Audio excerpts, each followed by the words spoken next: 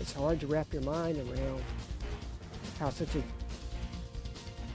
tragedy could be based on such a senseless act. The district attorney expressing outrage at the actions of Crystal Boyett. Our focus tonight, the victim's family and what they want the community to know following her sentence.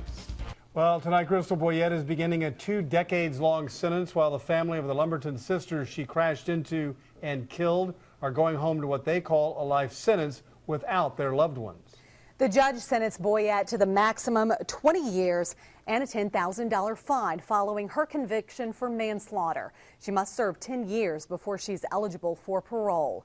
The defense asked for probation, arguing Boyett suffers from mental illness and is a good person, and not what many have portrayed. She was on trial for the death of 20-year-old Connolly Burns. Burns, her unborn son Tyson, and her 15-year-old sister were on their way to get ice cream after moving her into a new apartment in February of last year. Boyett crashed into the back of their SUV in Lumberton. They died and their mother was seriously hurt.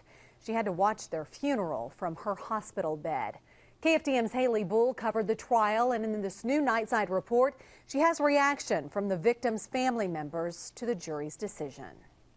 20-year-old Connolly Burns, her unborn son Tyson, and her sister, 15-year-old Courtney Sterling. They were the most amazing kids anyone could have.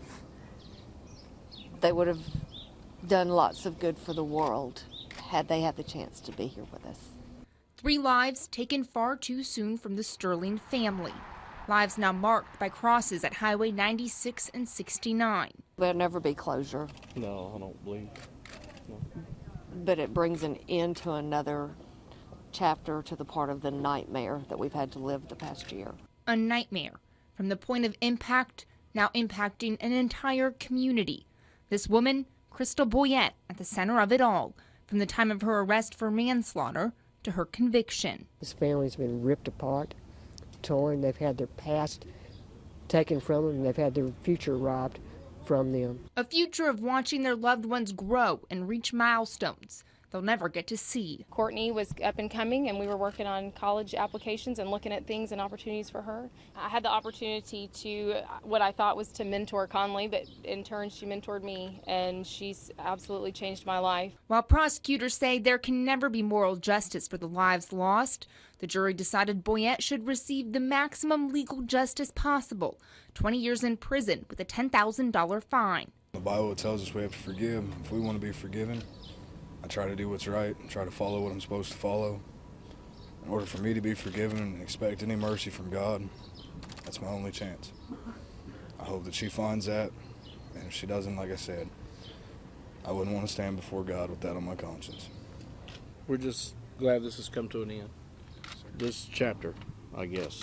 There's many more yet to come, but this heartache for us is, starting to ease a little bit, and this chapter coming to an end is the main thing. A chapter without 2 sisters and an unborn child. Lives lost, but not forgotten. In Hardin County, Haley Bull, 6 News Tonight. The Sterlings told us they want to thank everyone in the community for their support. Prosecutors say they are still deciding whether to pursue other cases against Boyett.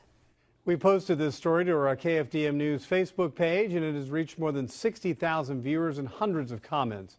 This viewer writes, quote, 20 years isn't enough by no means, but at least she's locked up tight. Another one says, quote, nothing will repay the lives she took. A jury of her peers determined the max. I'm shocked at 20 years. 3 lives. God have mercy on her in prison. This comment says, quote, yes, good job, jurors. And this last one says, quote, I think she should have gotten 20 years per life she took. If she was remorseful, she didn't show it. I'm glad she's off the streets and nobody else will die at her hands.